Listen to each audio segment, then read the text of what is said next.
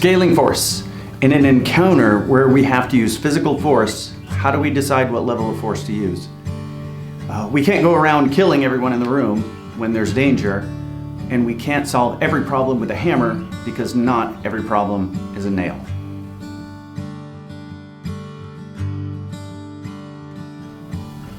All right, here is the violence volume dial, right? We can turn it up and use a higher level of violence, or we can dial it back and use a lower level. We call this scaling force. So what are my options and what level of force do I use? Well, the best self-defense tactic is don't be there. Avoidance. If logic or intuition is saying, don't be with that person, or leave that place, go to a safer area. Don't let pride get to you. Walk away. And that is 0 on the violence volume dial. Next on the dial is presence. Skillfully do nothing. Sometimes just your presence can dissuade a crime from happening. Predators don't want hard targets, and they don't want witnesses. So you have to ask, what does your presence look like? What do you project? Do you have a confident demeanor? What are your strengths? Maybe you have a mom vibe. That could be the perfect energy for a situation. You don't have to be a Billy Badass to dissuade a bad guy. It could work, or it could create a challenge and make things even worse. What we can all do is cultivate a confident, secure presence. It is a skill, and it is something that we can develop. Use a camera. Try to project different attitudes. How do you dress? Are you physically fit? How do you manicure yourself? These things project information. So maintain a confident posture, your positioning and safe distance, a confident gaze, eye contact, but not a death stare down. You don't want to challenge, but practice that eye contact.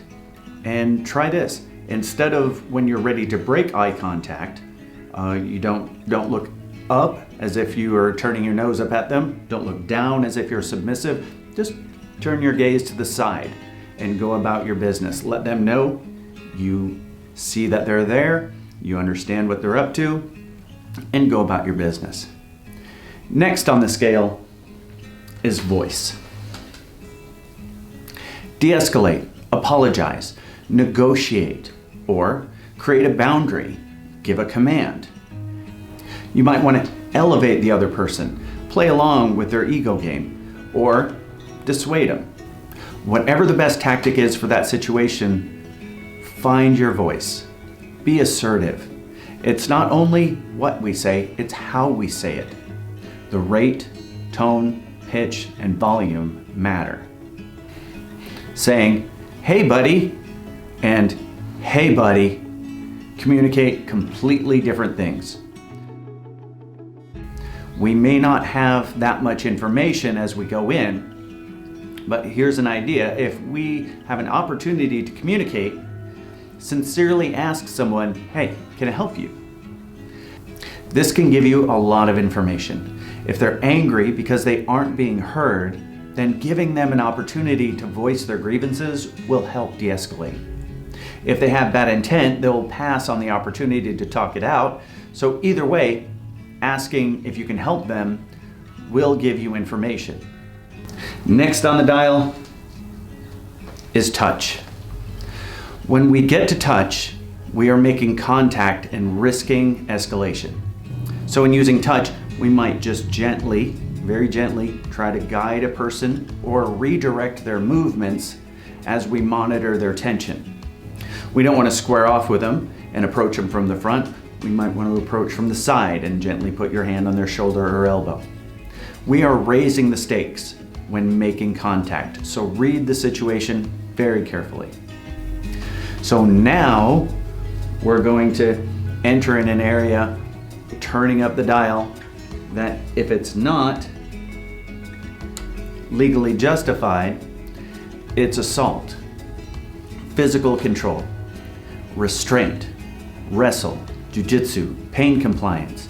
It takes a very high level of skill to be successful at controlling someone that does not want to be controlled. Control is usually used by someone that's being paid, someone that's doing a job like a bouncer, law enforcement, or someone working in an institution where they have to take care of a patient and keep them safe. Also, we might come across someone that we care about and we don't want them to hurt themselves or us, so we need to get physical control over them instead of causing damage. Again, we have to be very sure that we are legally justified to control someone. If we are not legally justified, it is assault. The next level of force that we can use is less than lethal. This is striking, slamming, concussive actions, ripping, gouging, using weapons that cause blunt force trauma. The goal here is to do such physical damage to someone that they cannot harm us anymore. This also has legal repercussions, and we can open ourselves up to civil lawsuits, and we might have to pay for damages even though we were justified to use self-defense. Less than lethal control is a gamble. When you hit someone, you don't know exactly what kind of damage you're going to do. You might graze them, or you might knock them out. They could crack their head, fall over, crack their head on the pavement, and die as a result. So throwing punches, delivering strikes, there's a gamble. Then finally, lethal force. The only reason we would ever be justified using lethal force is if our own life were on the line. If we did not use lethal force, we would die. We would have to answer specifically why we use lethal force, and there would be consequences. Even if we're justified, the taking of someone's life is a traumatic thing. You are taking someone's son, daughter, father, or mother. People will hate you for it and want to see you dead. We have to know that there are no other options.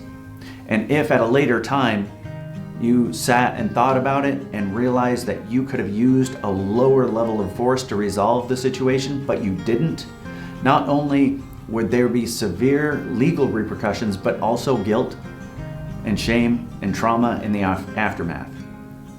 So know what the legal limits are for using lethal force, and know that you are completely justified and had no other option. We decide the level of force we need to use based on two things. One, the type of threat that we are facing. And two, the moral, ethical, and legal framework that we operate in. That is, we are only allowed to use the minimal amount of force we reasonably believe is necessary to create safety. If we use too much force, we go to jail.